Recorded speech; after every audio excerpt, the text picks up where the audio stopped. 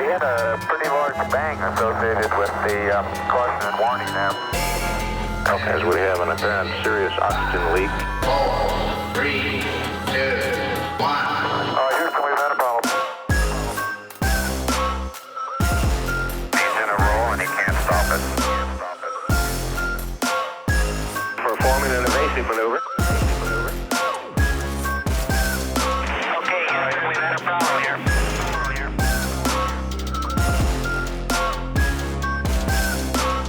I think we need to do a little more all-weather testing. Welcome to space.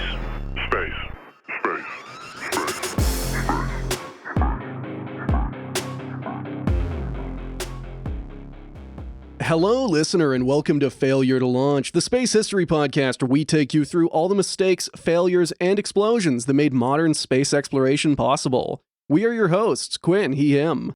Chris, he, him. Gene Mikulka, he, him. And a busy Chris, he, him. And today, we're leaving history behind and talking about something current. The most recent attempt to gut NASA. And because recent space news is not always our wheelhouse, we have brought on someone much more immersed in it. Gene Mikulka is a longtime space exploration advocate and a host of the Talking Space podcast, covering everything from space technology, space missions, space history, all of it. So, Gene, thank you so much for coming on our show.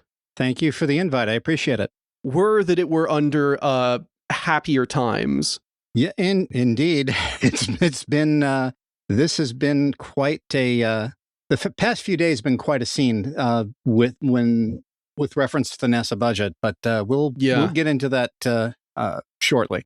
I don't full context here. I am Canadian and the Chris's are American, so I don't know all, like, I get enough American political news just because I'm Canadian and it's omnipresent here. We are immersed in the clown shoes.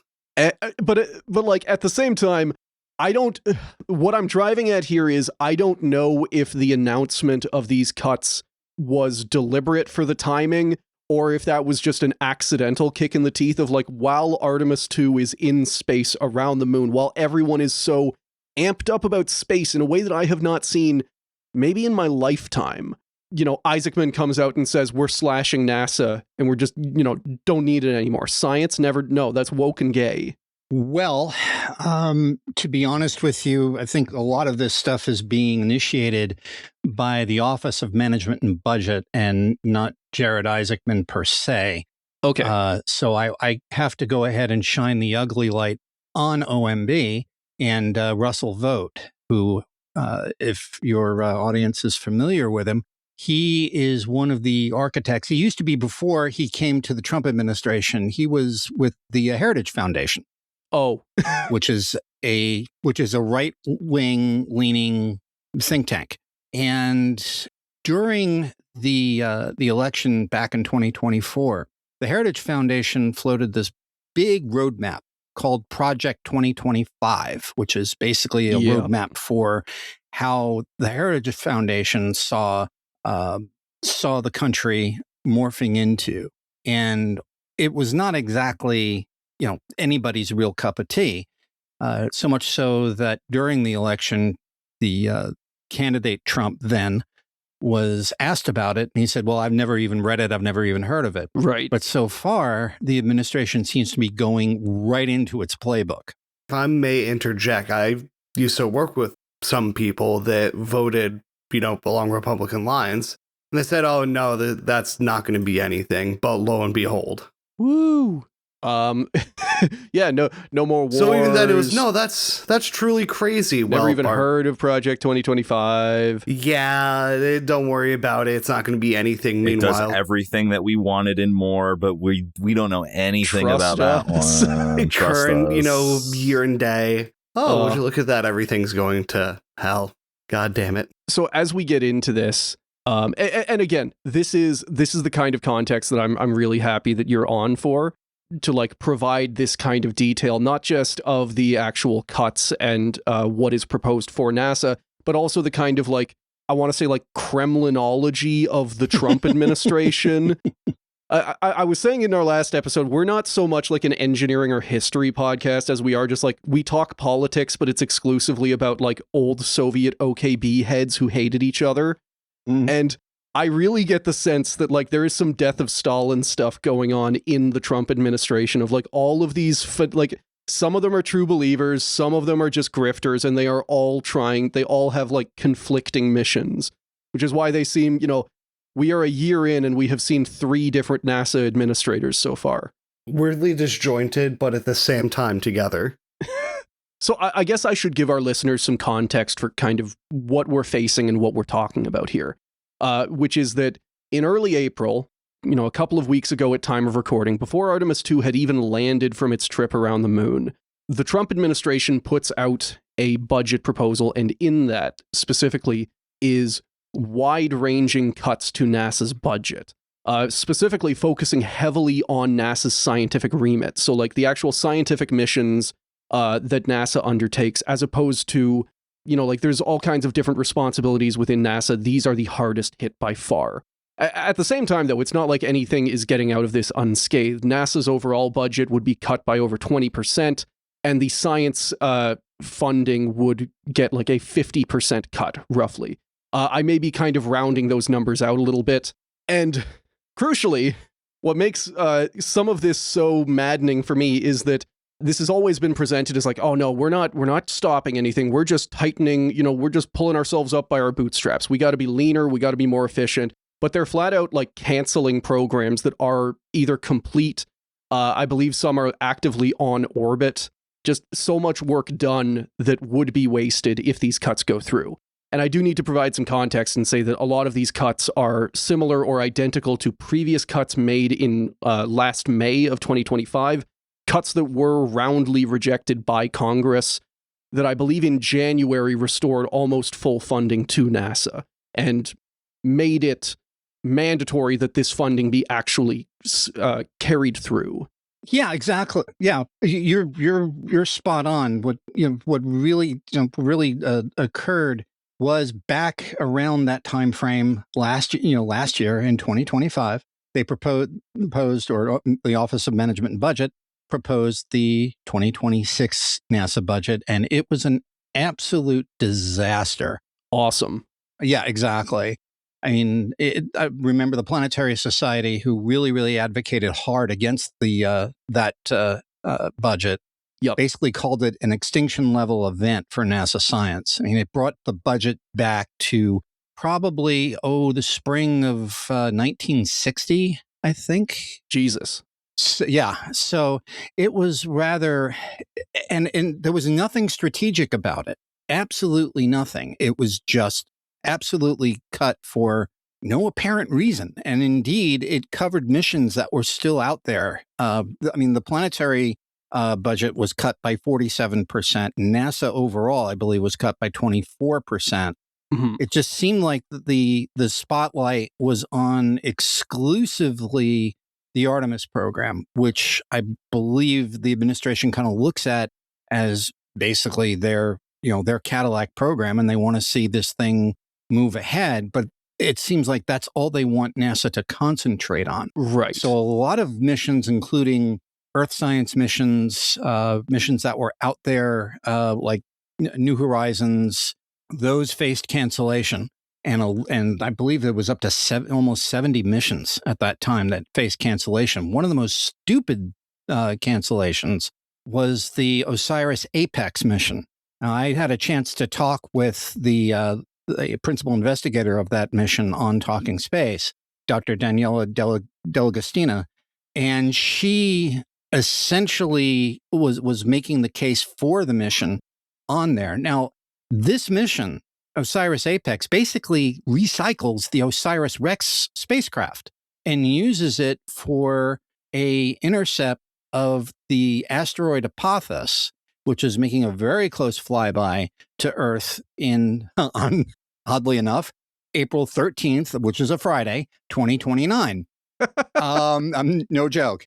So maybe that's why. Maybe one of the more kind of like superstitious, maybe like RFK Jr. read about it or something.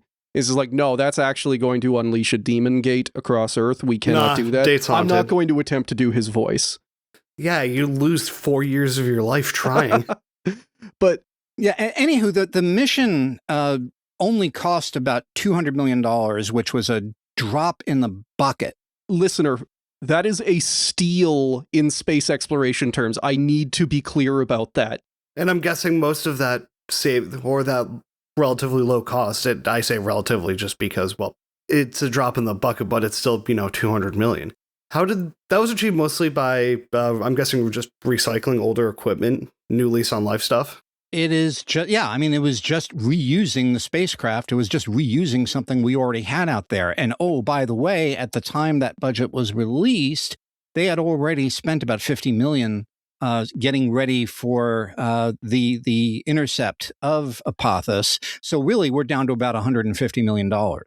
And a spacecraft that is already lined up to do the job. A proven craft, nonetheless. Right, exactly. So, that's how ridiculous and unstrategic the cuts were in that particular budget request.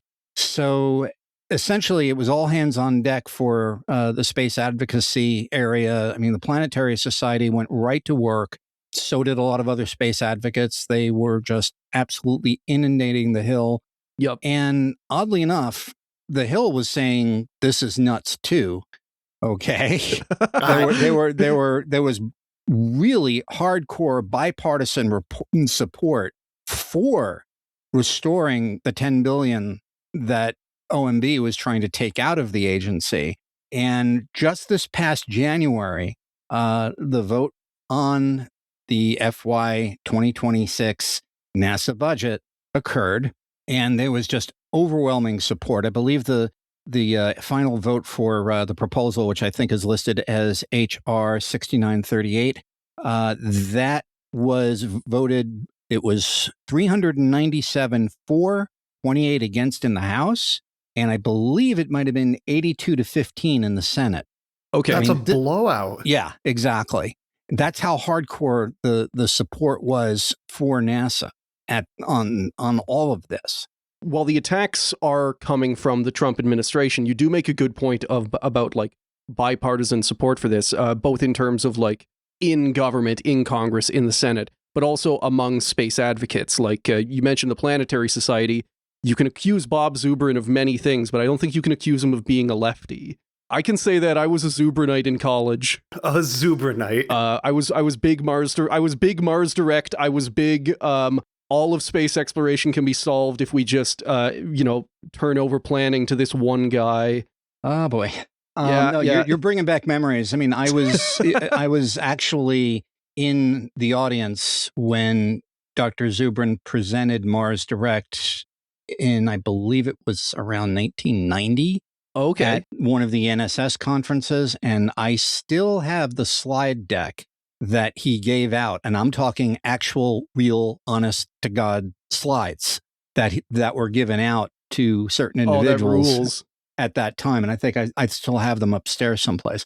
So I know Dr. Zubrin from a very long time, and yeah, I know that you read the list of questions that I prepped because you specifically hit I have the next one, specific reasoning. There isn't any, I'm kind of running out of steam on this already because I know that as with anything in the Trump administration, it's practically impossible to figure out what their actual reasoning is.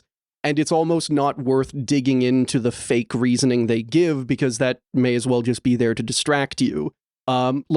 Incredibly minor benefit of the doubt here. Has the Trump administration, has Isaacman given specific reasoning for certain program cuts or this overall strategy of let's cut a quarter off of the preeminent space exploration agency in the world? Well, I'm going to go, and again, it sounds like I'm defending Jared Isaacman, and to be honest with you, if I've read some of your questions preset correctly, I'm not a huge fan of Mr. Isaacman either. That, honest to God. Okay. That said, however, I think he's kind of stuck between a rock and a hard place here. A lot of people have been kind of on his case a little bit, saying that, well, he's endorsing all these cuts. Well, he gave extraordinarily lukewarm support to these cuts this past week at the House subcommittee hearing. Yes. And he had to, because he is an instrument of the executive branch, just like NASA is. Yep. NASA is an instrument of the executive branch. And if you talk to any NASA associate out there, and I've talked to plenty, they will say publicly that NASA appreciates every penny they get, and they will take every penny they get, and they will not complain, and they'll try to make things work. That seems to be the goings on with that. So I don't know if I'm answering the question or not, but I think I'm going to go right on back to the initial idea that we explored earlier of what Project 2025 has to say about NASA. And because the head of the Office of Management and Budget is one of the primary authors of the Heritage Foundation's Project 2025 roadmap, Project 2025 wants to see a commercial shift in the space sector. They want a quick transition to commercial space stations, having private partnerships, public-private partnerships for space exploration, and which would reduce NASA's in-house, development costs and so on and so forth. They want to see a reduction in climate science, and specifically climate science monitoring. They don't want to see any of that. No evidence, no data coming in. The car can't hit me if I'm not looking at it. Yep. But they just don't want to see that. They don't feel that is NASA's purview to go ahead and look at that. And if you read the NASA charter, that's not a correct conclusion. They want to see an Artemis focus. Now, if you take a look at the budget, Artemis is just about unscathed in this thing, but everything else is sacrificed to make Artemis work. Okay.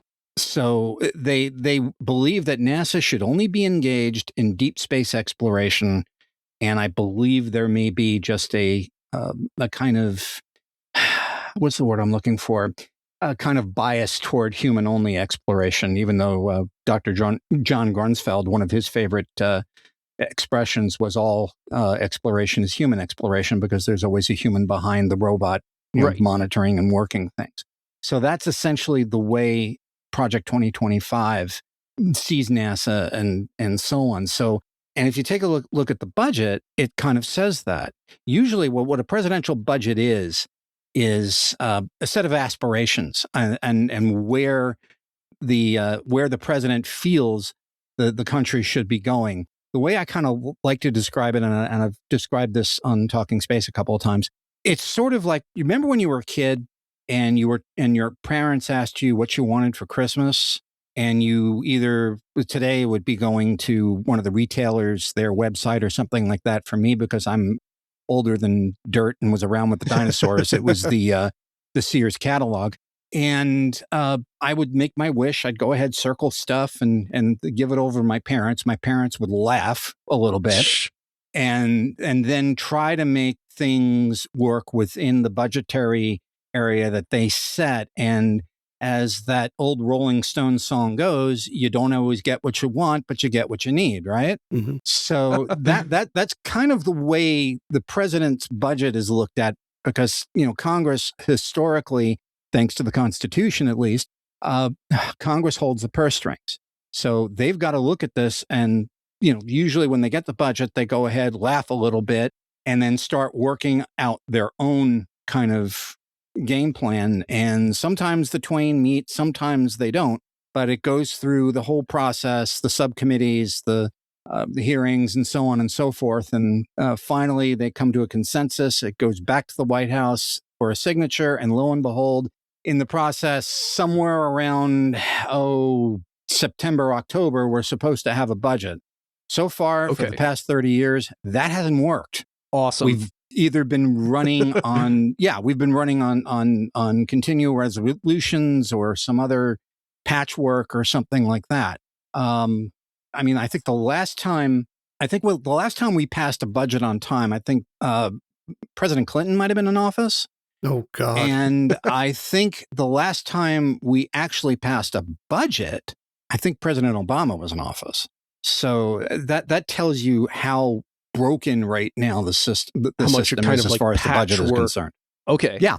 Just I the don't lack know, of function. I don't know if that answers the question or not. I think it does. Like it provides kind of more context into all the different moving pieces going on here. Mhm. I did kind of want to dig in for a second Sure. on this idea of like, if anyone can be said to have a plan, it would be the OMB. I guess like we can kind of pin that down because Trump doesn't have a plan. He wants big fancy Artemis. Isaacman, like you said, may kind of be stuck between a rock and a hard place, even if I think he may have more of a bias towards private public with his different associations. But yeah, like the OMB Project 2025, I wanted to dig into that specifically because I was chatting with fans about this before, this idea that like, oh, if you just go private, that means you don't have to pay for anything. When, Oh, boy. wildly not true, because, you know, what company is going to land on the moon if there's no profit to it? Like, you have to pay them to do these missions. If you get rid of all of the science budget within NASA, like, SpaceX is not going to put a mass spectrometer. They're not going to design and put one on the moon just for the fun of it. You would have to pay them with money for that. Right. You'd have to justify it to them. Yes, you would have to go to any company, any board, and provide them with a profit incentive for them to do what you want. So like this idea to me of, oh, if we just go full private all the time, it will allow us to cut costs down to zero. No. Like, Well, no, because then your private contracts are just going to milk the government for all it's worth, like they already do. yeah, I you can mean, wind up with like a military industrial kind of cost plus system.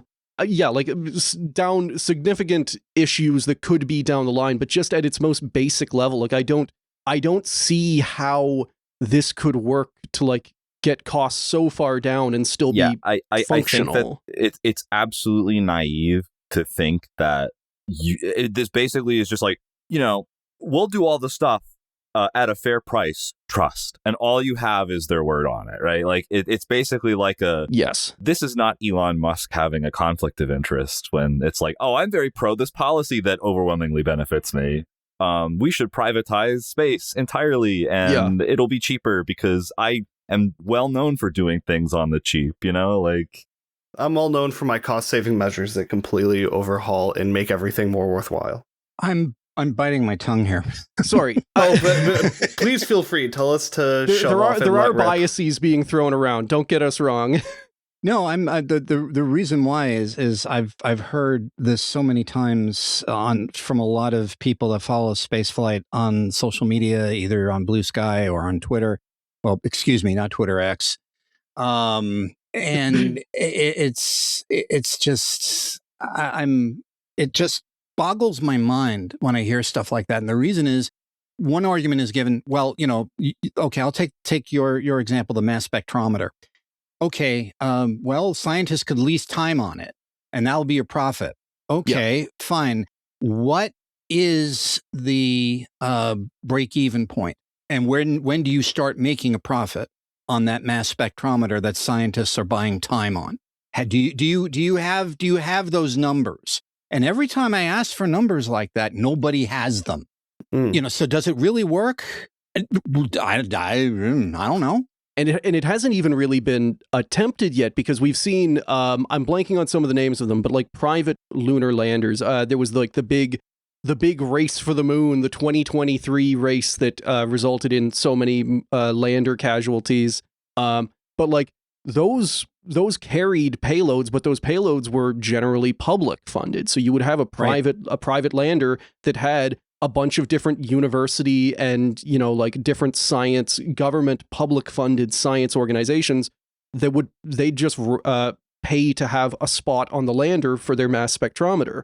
Yeah, and by the way, the increased cadence of the commercial lunar transports. I'm just going to say CLIPS. I forget what the acronym stands for.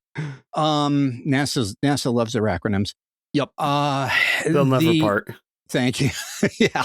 I mean, the cadence on the CLIPS program is actually going to increase in the coming years. We're hoping to have like 25 or 30 missions, but a year.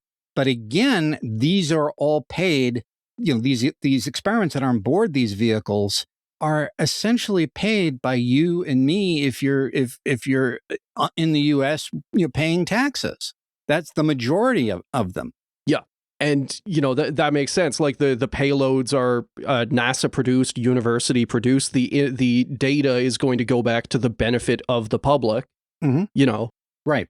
And I'd much rather have that. But again, we're the ones really footing the bill. Okay, we didn't foot the bill for the spacecraft because somebody like, Intuitive Machines or Firefly or somebody like that or Astrobotic or somebody is going to go ahead and take the risk and assume the risk. They're going to build the spacecraft. They're going to go ahead and buy the launch vehicle, but they will go ahead and, take your experiment with you. And again, I'm wondering, and something just clicked into my head here. I'm still wondering what the profit margin is on long term. Yeah. And I'm guessing it's, if we start flying, maybe 25, 30 times a year, finally things will get, quote, profitable for a lot of these companies. But that also relies on these government institutions that pay them continuing to have the money with which to pay them. And just this kind of cycle of like these continual, I don't know, I can see like their profit margins relies on NASA and similar organizations having enough money to pay them for these missions.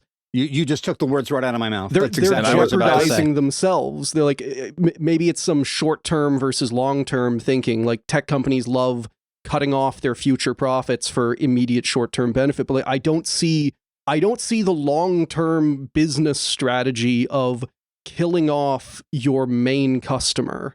Yeah, I mean, and that's, again, they just, I don't think OMB is even thinking that far, to be honest with you. I think they're just going by a playbook and that's it. And I'm going to say something here that I was going to save for Talking Space later, but the heck with it, because it just popped into my head.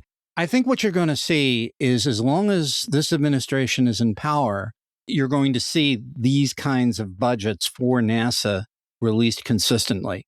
Okay. You heard it here first. I think you're this going to is not going away, everybody, at least for a couple of years. No, it is not going away. You're going to keep on seeing this $18 billion budget show up over the next few years. And, until it gets fully implemented? Well, they'll keep trying. And the problem is it won't be implemented. That's just it. That will never be implemented because, again, the impetus for it in either of the two houses of the legislature isn't there. They won't stand for undercutting something that the public wants.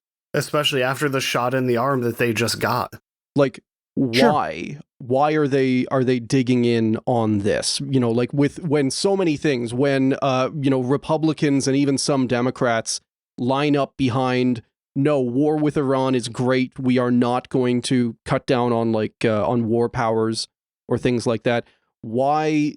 And I obviously think this is a good thing. Why is a NASA budget where a lot of people who owe their seats to Trump are willing to stand up to him on this? Is it just like too small that he's not going to explode over it? Well, as far as when you've got so many people standing next to you and behind you on this particular topic, the fight is almost futile. Oh, okay. You're gonna lose, but they'll keep doing it knowing they're gonna lose. I mean, if you take a look at the specifics of the current budget proposal for 2027 as opposed to the FY 2026, I mean, the FY 2026 budget basically said these missions are canceled and gave a full list of the missions that they wanted to cancel. Okay. Yeah. In fiscal year 2027, that list doesn't exist. There is no official list of the missions that OMB wants to cancel in this particular budget. What they've done is they've essentially ghosted the missions. Okay, they have not mentioned any of the missions in the budget itself. So they basically are saying the ones we haven't mentioned are out of here. So that's the way they're announcing the cancellation of these particular missions. They think, we won't notice that, New Horizons is missing, or we won't notice that, Mars Odyssey is missing, that kind of thing. And that's the way they're trying to sneak this in. And it's ridiculous. I mean, it's almost, if this wasn't so serious, it'd be laughable. I mean it. Can I circle back to whinge about the public-private space stuff again? Sure. My thought was along the lines of who exactly are these scientists that are going to be paying for this hypothetical, we'll go back to the mass spectrometer. Mm-hmm. Who are the hypothetical scientists that are going to be paying to use this as a service? Are they privately or publicly funded? And, in my head, I'm going to imagine that most science is going to be publicly funded because it's, research is very difficult to return investments on immediately, right? Yep. For a private institution who wants to turn around and make quick money, research costs a lot of money. And a lot of times with research, the thing that you learn is what just doesn't work. And you don't come out with anything other than the knowledge, right? Right. So it's not very conducive to private business to do research, right? They want to offset those costs as much as possible all the time, which is why, you'll have things where I'm no expert on this, right? I'm just a layman, but I'm pretty sure that the way that like vaccines and stuff work, because they're all made by basically it's a private institution is paid by the government to develop these things because they are the ones that have, the means to do so. And then they'll just go back with the vaccines that were publicly funded, right, by the government for them to develop and produce. Then you pay for them because they have to recoup the costs. Right. So basically it's in my head, it's two things. It's who exactly is your client base and how likely is it that you forcing them to pay for something they previously didn't have to?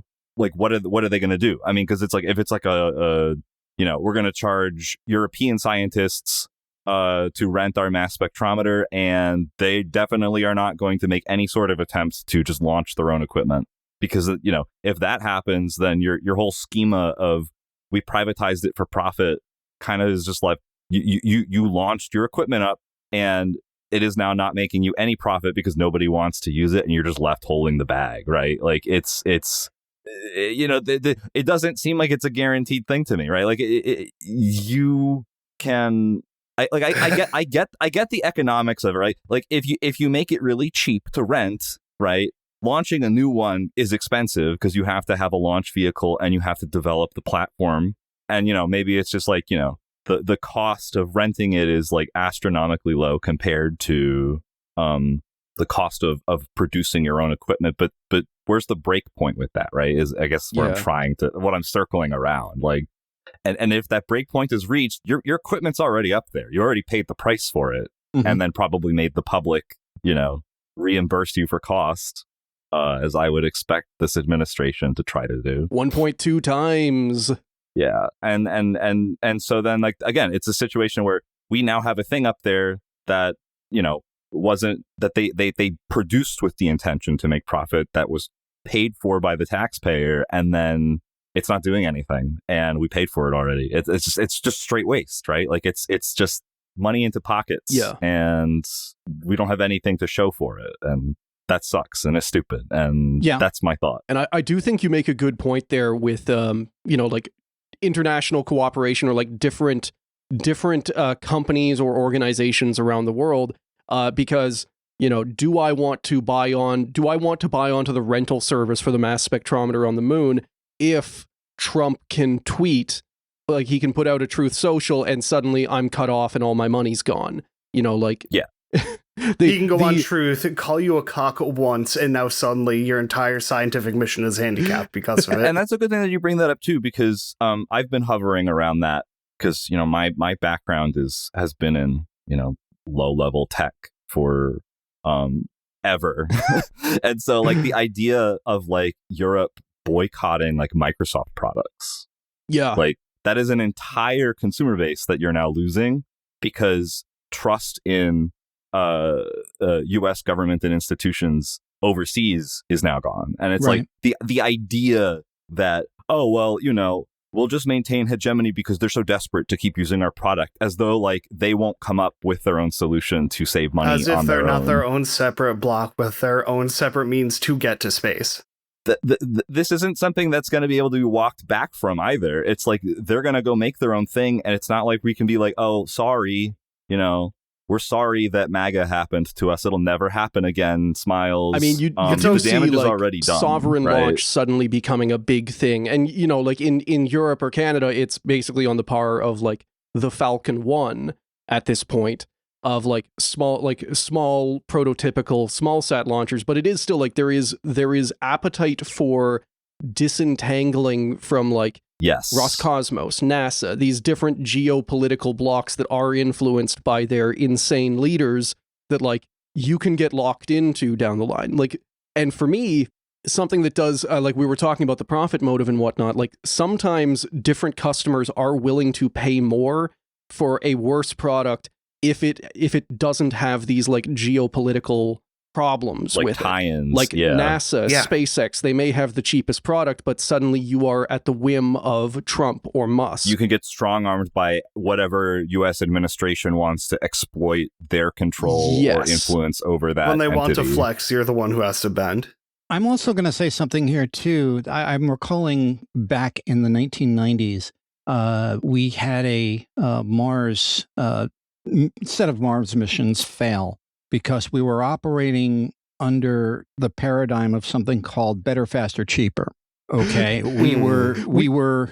I mean, and this was a lot of these things were just dumb mistakes. For instance, we lost a one Mars mission because we didn't get our measurements squared away, and which measurements we were using.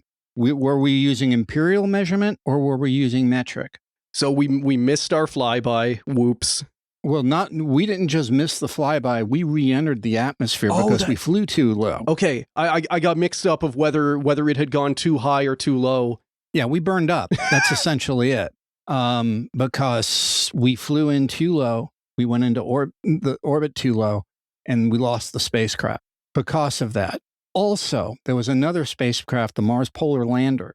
We were making our descent, and all of a sudden, the onboard computer mistook an engine vibration for an engine shutoff. Oh, God. And unfortunately, the descent engine cut off prematurely, and we went careening right into the Martian surface. So we lost that spacecraft. And there were two review boards to take a look at both of these things. And they said this better, faster, cheaper paradigm is, garbage. We've identified the cheaper, we've identified the faster, we never identified the better. And I keep that in my head every time I hear, folks saying, we got to move fast, we got to move this, we got to do Move that. fast and break things. We got to move yeah. fast and break things. Yeah. Sir, we are in manned space flight. I don't want to break wait, these people. That's the thing that I hate the most about the Silicon Valley insulated like tech elites is that like they're doing all this stuff again that we've been doing for like, if you go back through like a 70-year window, they just ignore all of that because they're not read on the subject matter, or they don't care, or they want to simply reinvent the wheel so they can put their name on it. I don't know.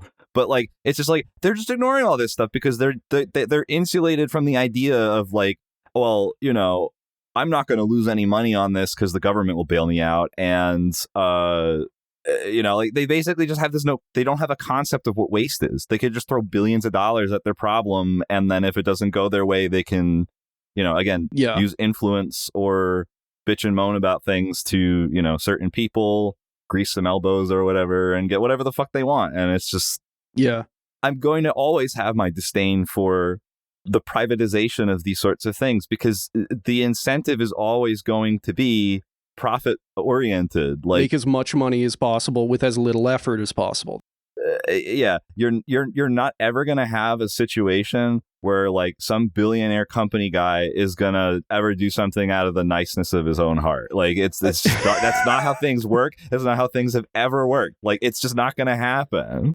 We got kind of away from. I did want to kind of like focus in on what you mentioned during the 90s there, because I do think every now and then, like, you know, right now the current crop that we deal with is, like Chris said, mostly from like the tech elite, the Silicon Valley kind of mindset. I do think every now and then we wind up with one of these, like this idea that takes root of all previous conventional wisdom is worthless and we need to throw it out the window. Like you said, cheaper, faster, better. They just want all three corners of the engineering triangle, something that any engineer will tell you is like practically impossible to do.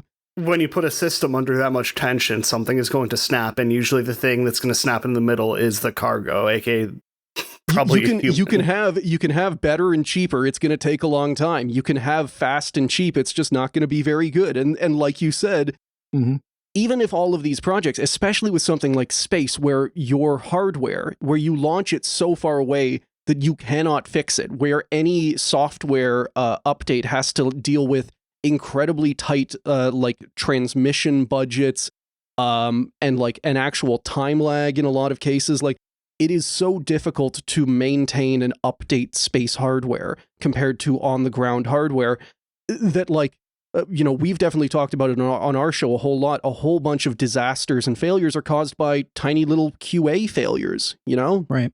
The Swiss cheese model, the holes in the Swiss cheese is so much bigger when you're in space. So the idea of like cutting down on QA, cutting down on, and like trying to rush people.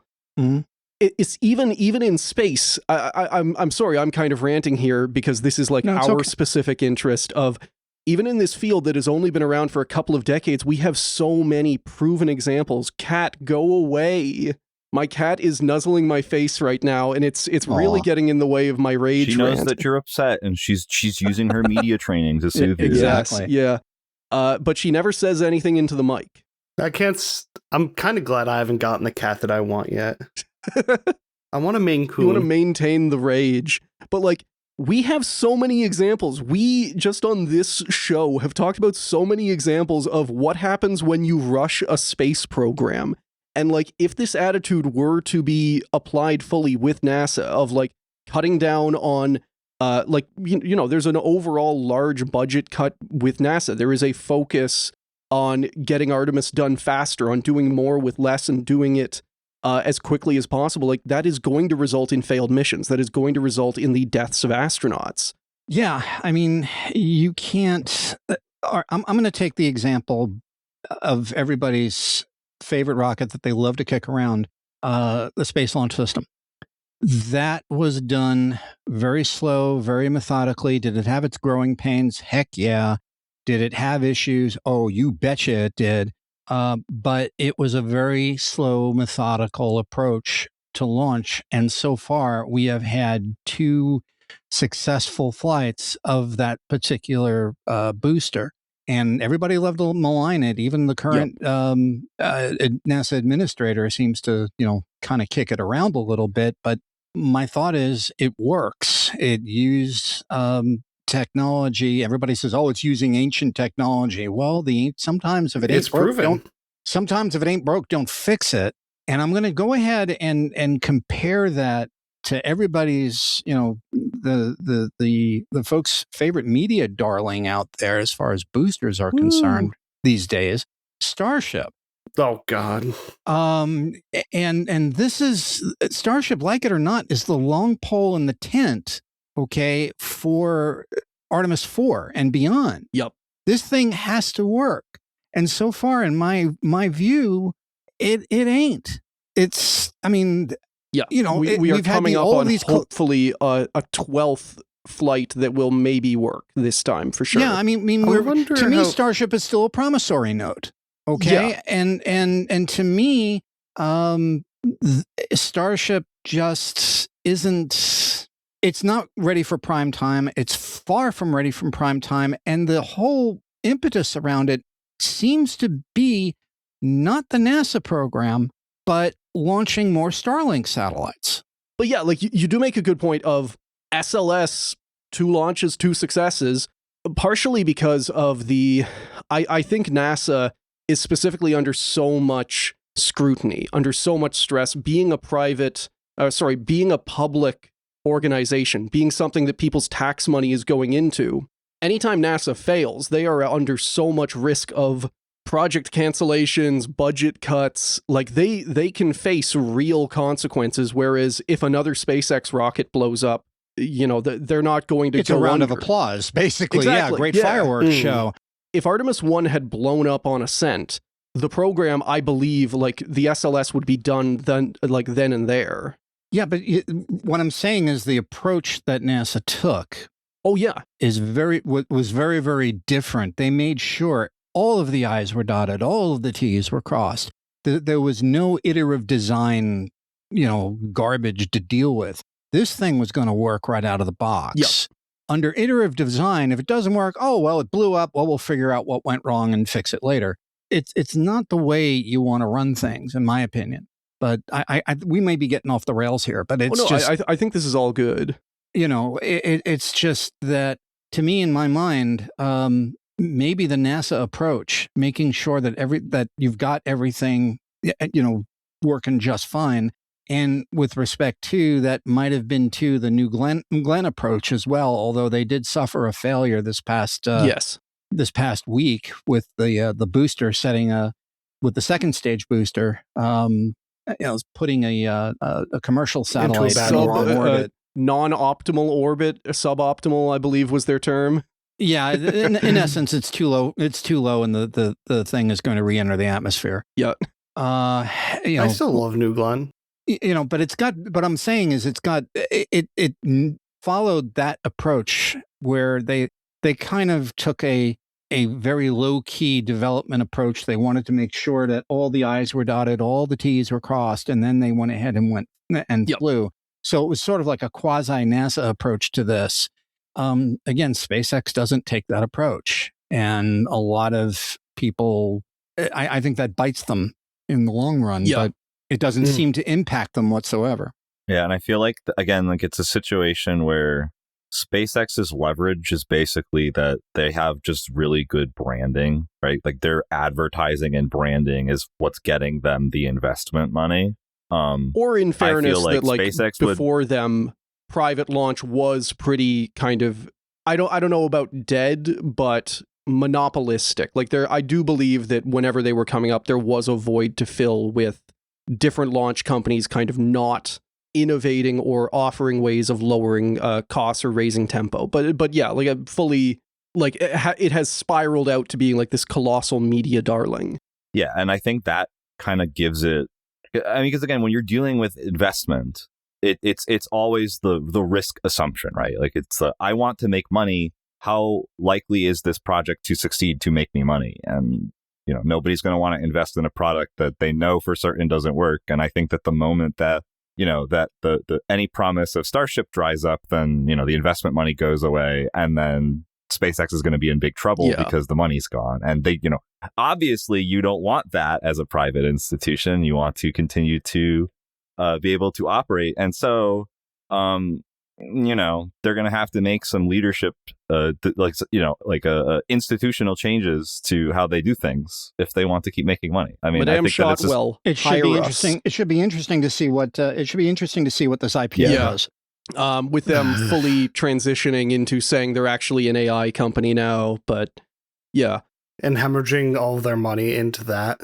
So I did want to kind of take a look, like so far we have talked about the immediate effects of these NASA cuts, specifically what is going through Russ Vought's head, if anything, in regards to this, and like what is the plan insofar as anyone has a plan, how are they presenting this, and why they are continuing to push this budget year after year, even though it is increasingly likely, I think more likely over time, especially the fact that this comes out during Artemis 2 when the entire public is really into space. The Trump administration comes out and says, hey, we want to cut NASA. We want to stop Artemis 2-like missions from happening. So to kind of cap that off, this kind of near term, You said that it is very likely that this 2027 budget proposal for NASA does not go through. Is that for the same reasons as before? Like, has the situation changed any in the likelihood of this passing or failing, in your opinion? Well, I'll be blunt. I'm going to kind of, bury the lead here a little bit. Brian Babin, Republican representative and chair of the House Science Committee, basically announced during their hearing on the 22nd that this budget is essentially dead on arrival. Awesome. And I would assume that, because I believe the Senate is going to have their little first preliminary hearing on this next week. Isaacman's going to be dragged in, right? Like he was on this past Thursday. Yep. And I'm fairly certain that is going to be the consensus in the Senate as well. That this budget is so ridiculous that it's dead on arrival. That's the thing. We didn't have that immediate reaction to this. Everybody had to go to DEFCON 1 last time. Okay. And go right into things. As soon as this thing came out, I think a lot of lawmakers, and I'm trying to remember, oh gosh darn it, the gentleman's name escapes me. He was giving a talk at the Space Symposium a couple of weeks ago. He basically said too, he believed that this budget was also going to be dead on arrival. But again, I'm of the opinion that will happen every time the Office of Management and Budget tries to put this, slipshod thing together, right? And say this is the NASA budget. And each time the lawmakers are going to go ahead and take a look at this and go, yeah, right. And basically craft their own budget, and lo and behold, it will become law. So like resistance has already crystallized around protecting NASA from these cuts, assuming OMB continues to push this over and over. And like you made a good point of how last year a lot of this was grassroots movement, like Planetary Society, all these other space advocacy groups coming out and shouting down, like whether or not it would have passed without that kind of public outcry, but like has either encouraged or frightened, frankly, a lot of Republicans from supporting this. Although I could imagine some Democrats supporting it as well. I think I know I think I know what you're trying to say, and I think too, to get into the political sphere a little bit. I think the idea that Trump has the entire party under his thumb, right? I think that idea is waning. To be honest with you, I think a lot of I get the feeling that a lot of these Republicans are just saying, we feel like we're on the SS Titanic and we're not going to go down the ship with you. Gotcha. I mean, they're all trying to basically protect their own careers. So 1 year from now, they will all have been never Trumpers this whole time. It feels like they're on board just enough to maintain fealty to the party line, but then for some stuff, probably like this. Yeah, they're going to go ahead and say, no, we're drawing a line in the sand on this one, and we're going to have to go behind your back and say, no, this just isn't going to fly. Yep. Like everything else horrific, yeah, but we will say no. Because again, I will say that there's enough, finally, there may be just enough public support out there to go ahead and say, this is a priority, this is important to us. I think that's probably the sole reason why there's just so much support right now out there for NASA and NASA programs, and they just aren't going to go back on that. That does track. So I did want to kind of take a little bit of time to look at we've mostly been focusing on the short term of these cuts, both in how they have been presented as well as what the immediate knock-on effects would be, what OMB wants NASA to be, its idealized version of NASA. I did want to take a bit of time and a couple of questions to talk about like longer term, like assuming these go through, which, like we've talked about, like we've just kind of established, we think is more and more unlikely to happen. At the same time, I think it's fair to say that everyone here is of the opinion it is bad that they are even proposing these cuts and that no one should let their guard down in any way, shape, or form. Even like, oh, they'll just get stomped in 2027. They'll get stomped in 2028. But no. I did want to take a little bit of time and kind of explore like what we think the overall effects of cuts like this would be on an organization like NASA. Especially an organization like, we all know the famous stats. We all know that NASA is a value add, that funding towards NASA contractors filters its way into the economy, into the consumer market, and has created all of these different products that people use or enjoy. Not that people just use and enjoy, that they just absolutely can take for granted today. Rely on, yeah. That enable careers. A fair chunk, I think it's fair to say a lot of what people do in their day-to-day jobs is either enabled or helped by technology developed from space exploration. Mm-hmm. That said, do you think that, this is probably a pretty easy binary question to answer, do you think that cutting a space exploration budget by half, specifically the science, the R&D side of that, would have long-term impacts on overall future technologies? It's not just overall future technologies too. The answer is yes, it would. Woo. It would, but it's Don't not woo that. Everything I say here is sarcastic, except for that one awesome. I was going to say that one awesome whenever we were talking about the budget not getting passed was the only time my interjections have not been sarcastic. It's not just also from a technological standpoint either. It would decimate our technology base, and would also decimate our science and research base. But it would also do something else. It would really, really reduce what I'm going to refer to, and what former NASA Administrator Jim Bridenstine liked to refer to as soft power. Okay. Our influence in areas would also, the United States' influence in these matters of technology, of science, and so on, would also wane.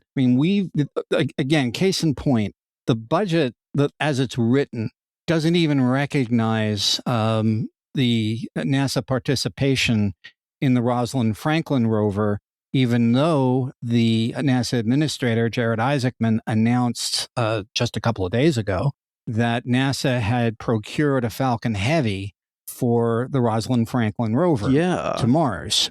So, and there is no line item in the budget for that.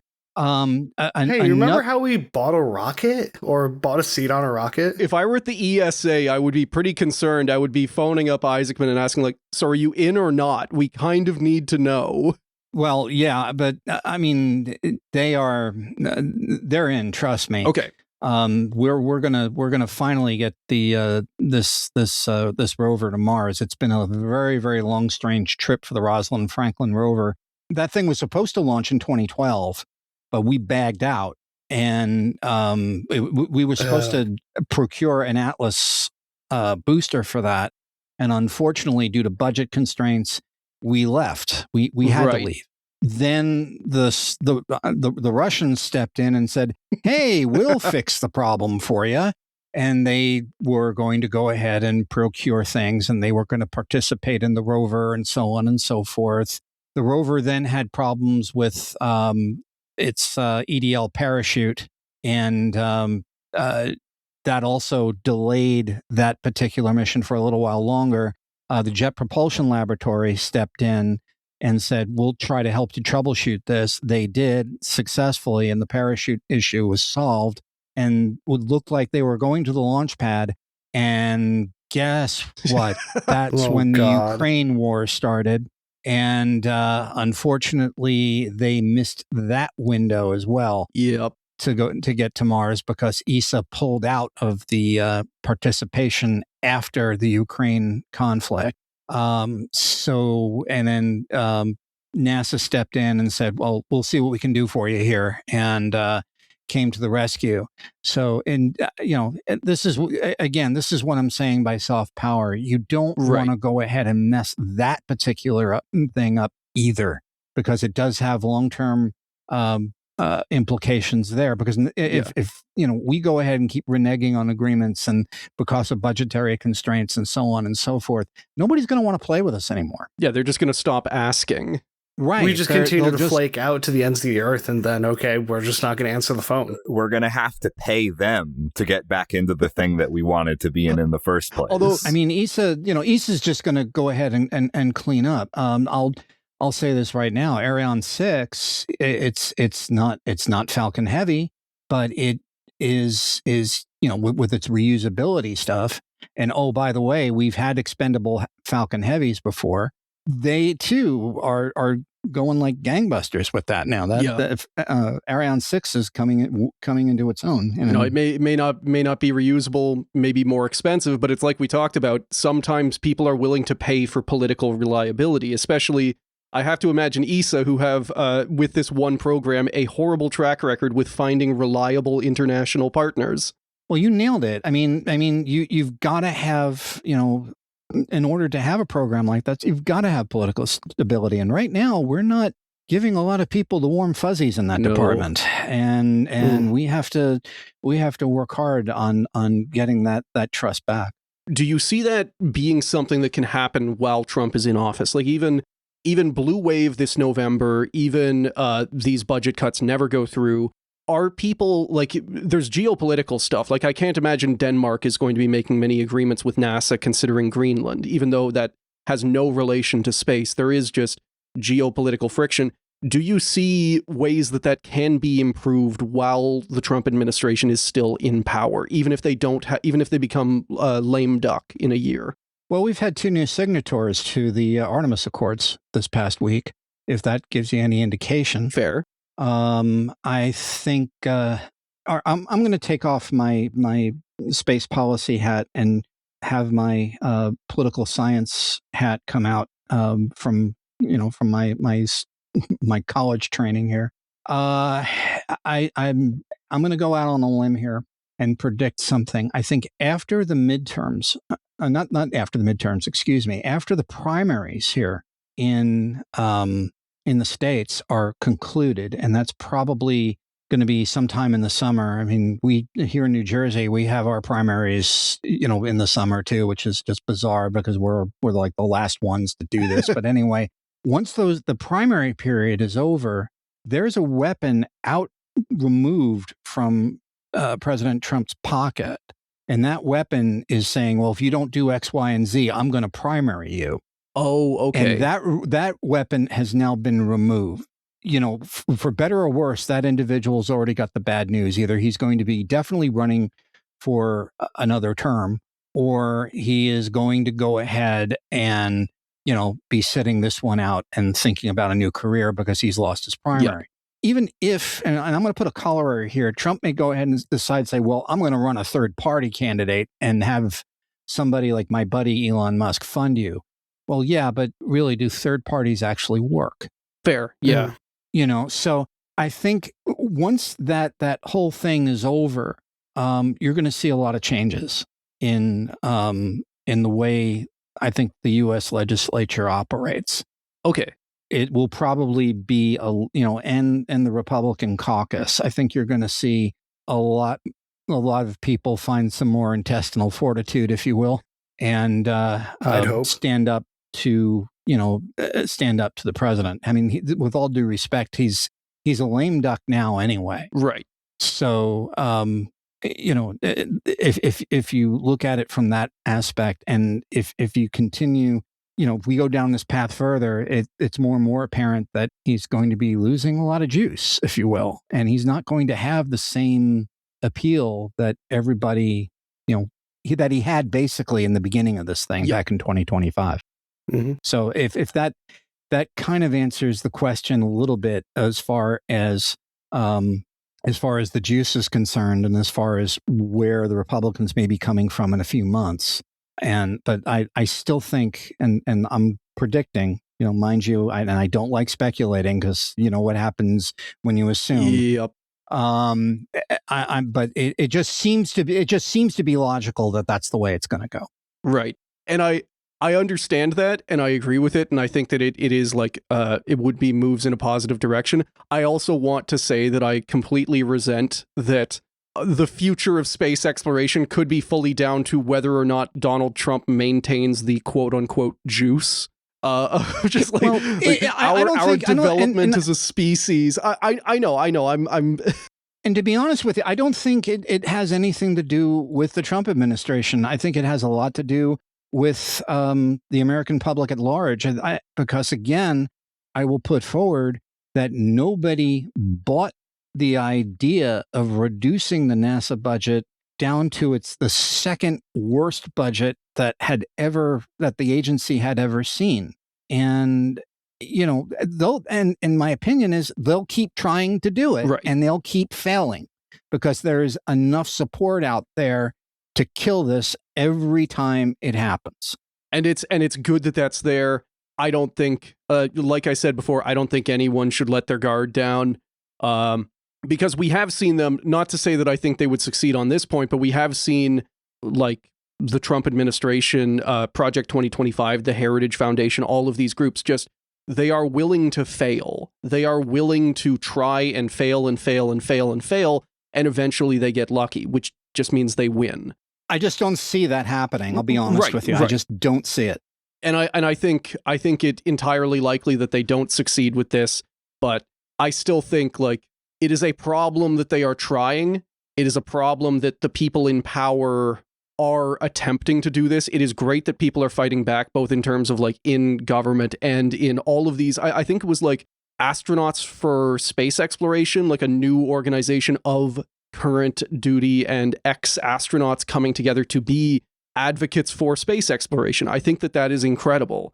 I love that you mentioned that organization. It's not just advocating for space exploration. It's also advocating for a return to understanding civics and what really it is. I mean, that's ultimately what that organization, because if you take a look at the website, and the what the website is really all about, it basically says that the founding former astronauts that had put this organization together, there were also about 100 former astronauts that said it's okay, I can be identified. And they're on that website as well. And there's some rather impressive names on that website. They are all saying, look, we've got to advocate for a return to civics, a return to the understanding of how this constitutional republic is supposed to work. And I applaud them wholeheartedly, because it's one of the things I've been yelling and screaming about to friends around here, right? That we need to return. Just the fact that if you asked how a bill gets through Congress, if you asked somebody in an office building, do you know how a bill gets through Congress? They'll sit there and go homina, homina, homina, even though there's that lovely little Schoolhouse Rock thing that shows how a bill gets through Congress. I mean, it's very, very rudimentary. And it gets rid of a lot of things along the way, but it's basically essentially the same framework. Yeah. So, I mean, and to me, that's frightening. You have to, if you're going to go ahead and say you're going to stand up and be proud for something, you're going to have to know how it works. I mean, at least read the darn documentation of the country, understand the Bill of Rights, understand what the Declaration says, understand the Constitution. I had not looked at it that way, but I am a systems engineer. So like a lot of my job is documentations, requirements, procedures and whatnot. And I had never thought of it as like, maybe I should read the documentation of the country in which I am a citizen. Yeah, it might not be a bad idea. So this way what's kind of expected of you. And that's essentially what that organization is really, really advocating. It's really advocating a return to having, literally having a civics course in elementary and secondary schools. Yeah. I don't know if it's out there on YouTube, but listen to, there was an interview that CNN did with Steve Lindsay and Garrett Reisman. They were one of the founding members of this thing. And they really, really advocated hard as to why they're doing this and so on. So I would really, really recommend folks take a look at that. We'll have a link down in the description for that. Listener, go check it out. Anyhow, but yeah, I mean, can we straighten this out and this whole mess out? Yes, absolutely. And I believe that there are going to be saner people within the system that are going to try to make this all work as far as NASA is concerned. My only problem right now is that it seems that even Artemis has become vulnerable to programmatic changes. I mean, we've seen another pivot to a lunar base instead of the Gateway. We've seen other things going on within there. We've seen other pivots. Like, for instance, I like the idea that Artemis 3 has been changed into sort of like an Apollo 9 mission. However, that doesn't give a lot of time, if you will, to the HLS providers, because Isaacman is kind of heck bent, if you will, on trying to get this up next year. And to be honest with you, I don't see one of them. I don't think is going to make the finish line, and I'll let you folks figure out which one that is. And I think that's kind of like, for me, for what we do with this show, one of our favorite things, one of the favorite jokes that goes all the way back to the launch of Sputnik 2 and Laika is this phrase that Khrushchev told Korolev, "Wouldn't it be nice to have something for the holidays?" And we keep coming back to this. It was him, like I think it was like the anniversary of the start of the October Revolution, and he was basically leaning on Korolev, saying like, "Hey, this big thing is going to happen in a month. What if you launched a big satellite for us? What if you rushed a space program in order to meet an arbitrary political goal?" And this is something that we have seen happen so many times. And the worry for me is that Isaacman or NASA or Trump would push to make something happen faster and less safe instead of delaying. I personally think you've hit on something, because I think the end goal, because take a look at the Artemis program now as it's laid out. They want to land on the surface of the moon in 2028. What is 2028? It signals the final year of the current administration. Yep. And you've nailed something, because that's been in the back of my head for a very long time. I just don't want to see something absolutely horrific happen because somebody was trying to go ahead and meet some sort of political deadline rather than trying to go ahead and do this safely. Yes. I keep on coming back, dear Lord, forgive me, but I keep on coming back to Apollo 1 when we were moving too blasted fast to understand what we were actually building and what we were actually doing. And that, to be blunt, scares the living pants off me, that we're going to do something stupid to go ahead and make sure that this landing comes, somewhere within the 2028 deadline. Right. A deadline that has, obviously for a project, you do want to set a timeline just to keep everything organized and whatnot. But like cutting out the political significance of it, there is literally no reason why landing in 2028 is important. Even if you care about beating China, China is aiming for 2030. Yeah, I mean, and I'll go back even further than Artemis right now. I'm thinking of STS-107. If you go ahead and take a look at what's going on behind the scenes, there was a huge push to try to get the International Space Station done, I think by what was it, 2000, I want to say 2001, 2002, somewhere in that time frame.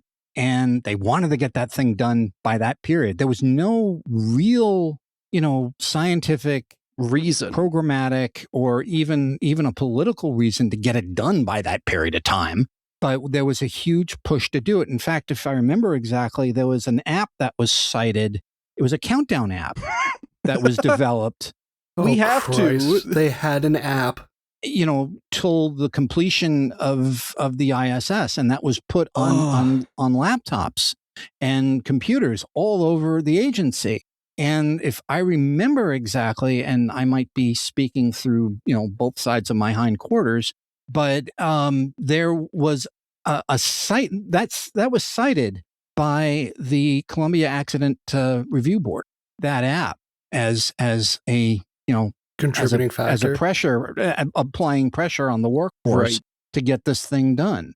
And, I'm seeing, yes, you want to go ahead and have a schedule. You want to go ahead and have a plan that's workable and so on and so forth. But gosh darn it, you don't want to have some kind of arbitrary deadline, because we've all seen, your audience has, and everybody on this panel has seen what happens when you do that. Yep. You mentioned Apollo 1, definitely a big case of rushing things. Similarly, Soyuz 1, Vladimir Komarov, yes. I believe it was the anniversary of his death, I believe was 2 days ago.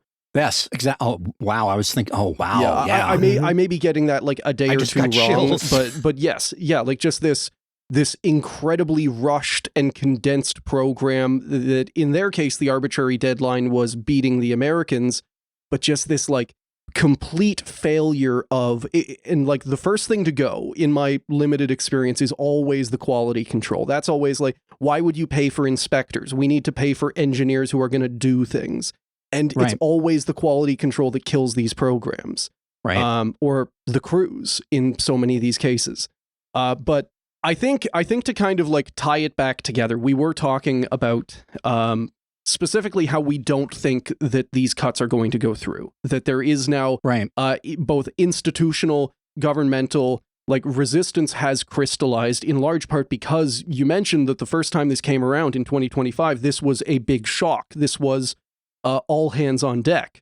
And now these organizations are active. They are aware. They are taking more seriously that, OMB wants to do Project 2025. They are going to push and push and push and take any ground that they can get, and thus need to be resisted in every way they can to like prevent cuts like this. At the same time, with this kind of overall goal of funneling as much of NASA's capability, whether science, operational, whatever, into public-private partnerships.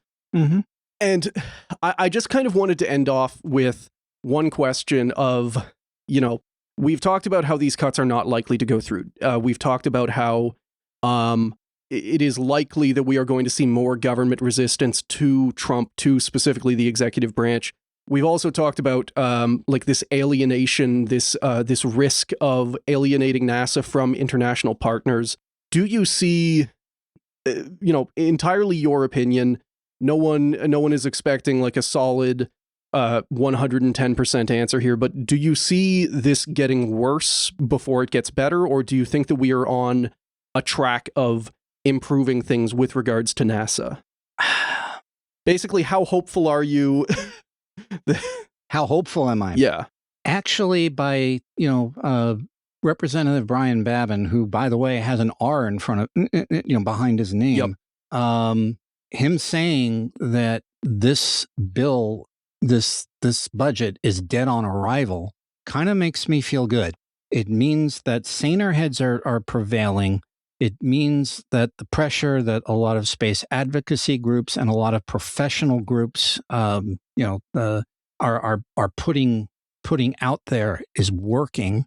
And it also means, too, that there was always seemed to be a bipartisan effort in Congress, or at least recently anyway, that everybody believed that NASA was good for the nation and needs to be supported and funded so it could execute its mission. Yep. Would I like to see a return to some of the Apollo days? Absolutely, with the budget. But that ain't going to happen, boys and girls. It's just that simple. So I'll take what we're getting so far and try to. I sound like I work for NASA by saying this, but we'll take what we're getting so far is from Congress, and I mean because the budget has been kind of hovering Yeah. Checked for inflation, it's been kind of hovering in the $20 billion range anyway. Yep. So, and this is, last year we had a $24 billion budget. I would expect that minimally Congress will award NASA at current levels minimally. And I think that's the way it might go. I mean, grant you, there's some caveats there, like in the current budget, science got a little bit of a haircut. Yes. Their budget got reduced, I believe, to the tune of 1.1%. So it meant that we had to go ahead and do a little bit more things on a shoestring. But what it could have been, it's a haircut versus decapitation. Like, yeah, I mean, it would have been absolutely cataclysmic. So do I think that we're on the right track? I don't think we're on it yet. Okay. But the train is moving moving toward the switch. Gotcha. If you get my drift. Yeah.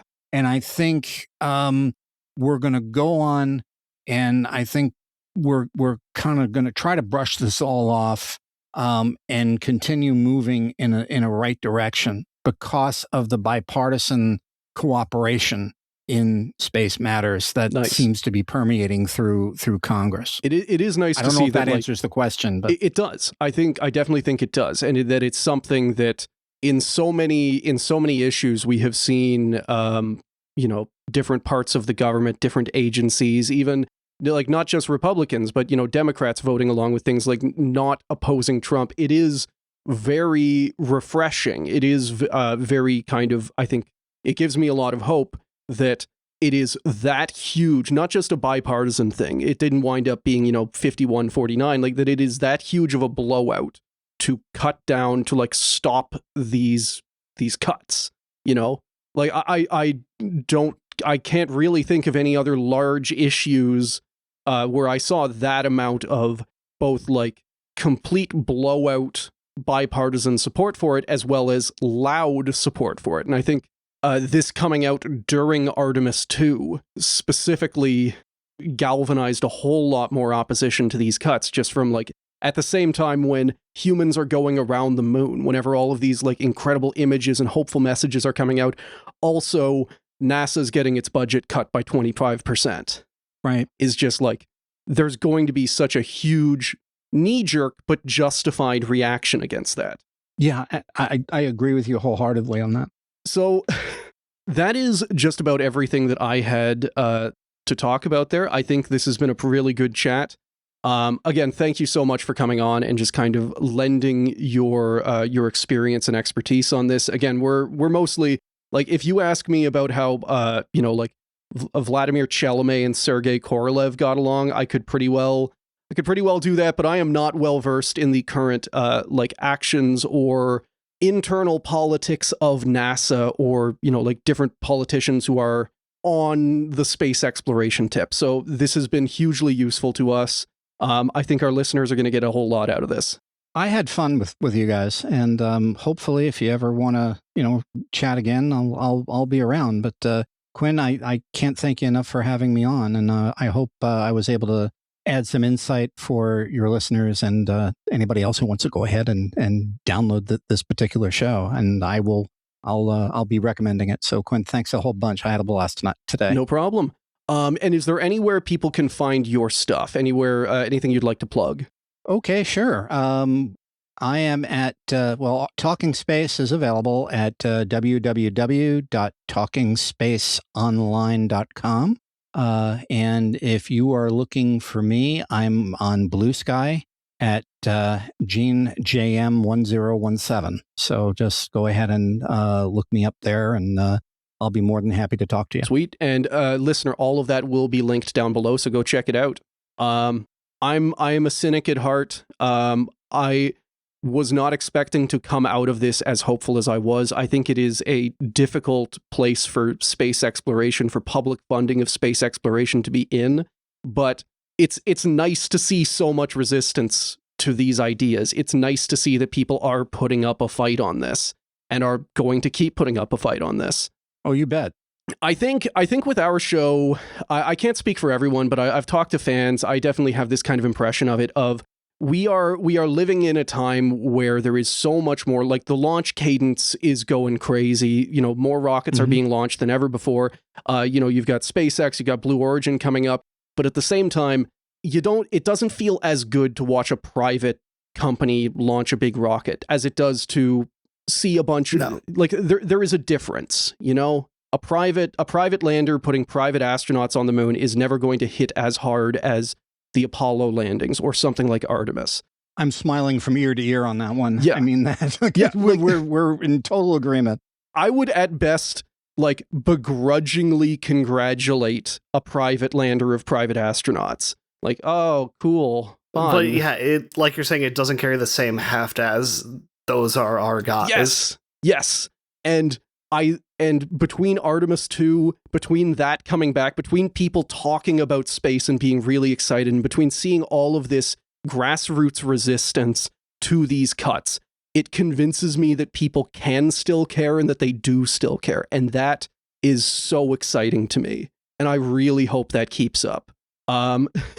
So, listener, be our advocates, be space evangelists, be that weird German guy from the 1920s, no, not the Austrian one, who like popularized space, who put it in the comic books, talk to people about space, be interested in space, and it'll all, like, we can all contribute to making this so much of a better field. I know this is like the antithesis of everything you come to this show for. Listen, you have evangelist family members during holidays, you can be a space evangelist.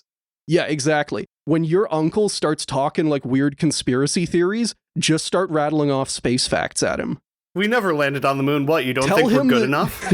Yeah. Tell him that we didn't land on the moon and that actually the only way to prove it is for us to spend $40 billion on NASA right now. Turn it against them. Oh boy. Perform mental jujitsu. Yeah, get your weird MAGA uncle to support, you know, like 4% of the budget for NASA, like the old days. I only wish. Making America Great Again brackets specifically 1964 NASA funding levels. I can get behind that. And if they change the logo, they're dead to me. Yeah. Well, are they back to the worm? No, they're not back to the worm now. Actually, the two logos have become sort of interchangeable. Okay. The worm was on the Orion European Service Module, and it was on. It's stuck in my head. Look what they did to the Canadian Space Agency. Don't talk to me about that. What? It's a long-running thing. I'm dragging us off course in this outro. I hate the new CSA logo so much. I loved the old one. You've got, like, you know, it's the north, so it's launching from the north, and now it's just 3 kind of maple leaf-looking things on a black background. I hate it. Jeremy should not have had to wear that thing. The old good logo. Jer Bear. I mean, think about it this way. It can be space's first fashion crime. There you go. If I could be permitted just one thing before we go, because and it's definitely a Canadian outlook thing. Jeremy Hansen said one of the things in his post-flight interview with everybody, and it was probably the most beautiful way to sum up the mission and the participants. He said, "Look, you're looking up at us, and you're looking at everybody, and you're pouring your hopes and dreams into us. Well, guess what? We reflect you." Yep. And that, you know, so you're pouring all your hopes and dreams into us, but we reflect you, because that was one of the most breathtaking statements, and that probably sums up Artemis 2 right there. And that's why public space funding, that's why doing this through countries and governments, it may be more efficient. You cannot make a statement like that for a private launch. You know? Nope. And I think there's still places for it, but you will never see that level of motivation. You will never see that level of like hope and inspiration for the next generations without launches like this. And that's why I think it's so incredibly important. Also, Jeremy, best boy. This will always be the position of this podcast, or at least me. Got to meet him one time. Really cool dude. I sure wish he hadn't had to wait 17 years to fly. Yeah, I mean, became an astronaut when he was 33. He was already an accomplished test pilot, waited 17 years. He is the oldest person, or he's the longest serving astronaut on Artemis 2, and he is the only rookie. But that's CSA stuff. So, again, Gene, thank you so much for coming on. And listener, until next time, goodbye. Goodbye. Adios.